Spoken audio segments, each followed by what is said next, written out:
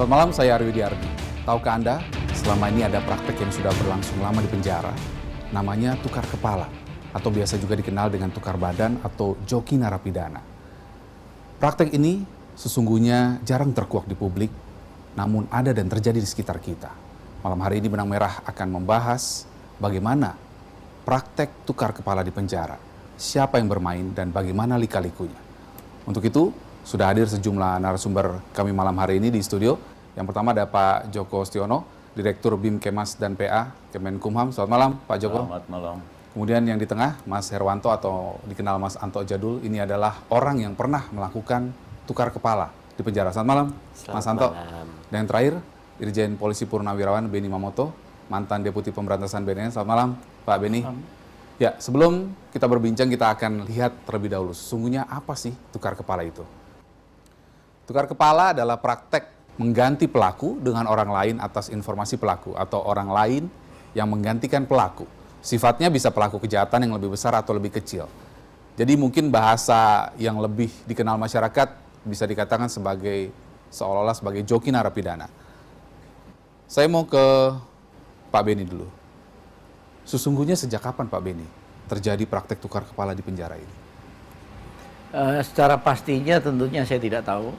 Karena saya waktu itu ketika masih aktif bertugas di BNN, disitulah saya banyak kali melakukan operasi yang menyangkut narapidana di lapas. Jadi informasi itu tentunya kami peroleh dari para narapidana, baik yang kami tangkap, kami proses, maupun yang sudah keluar. Informasi diberikan menyangkut hal-hal yang tentunya salah satunya isu yang hari ini kita angkat.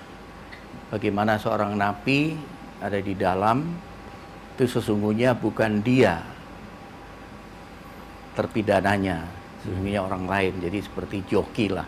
Kalau kita lihat di ujian-ujian di perguruan tinggi, ada joki yang menggantikan.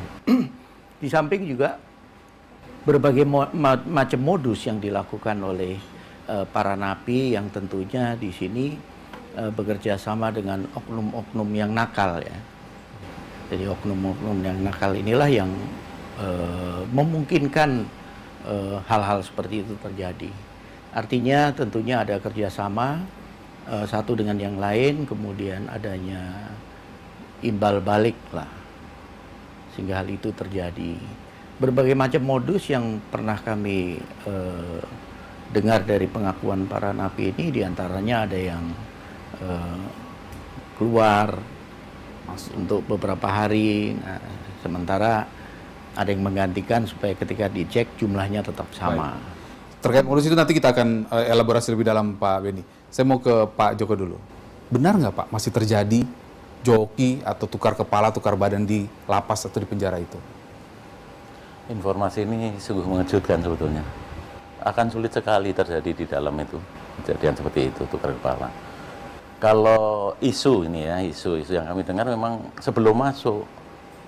Jadi sebelum masuk, misalnya si A yang berbuat, yang tertangkap awalnya, kemudian yang masuk ternyata B. B itu juga ada kaitannya dengan A.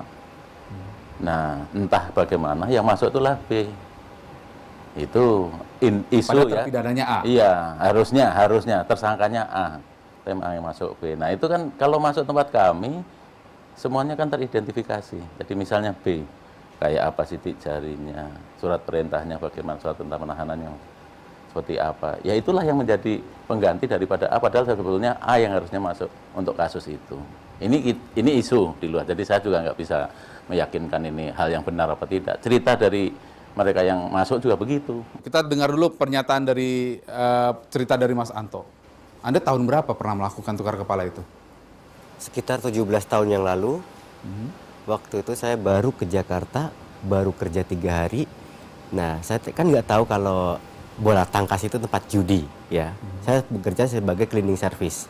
Baru saya kerja 3 hari, tiba-tiba ada penggerebekan dari PM, polisi militer, dan langsung semua ditangkap, dibawa ke Guntur. Nah, disitulah kita benar-benar digojlok.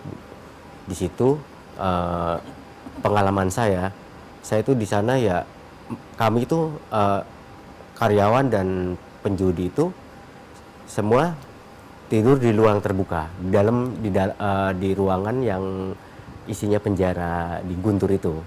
Nah di situ kita benar-benar digojlok, kita suruh berdiri sampai akhirnya pada berjatuhan.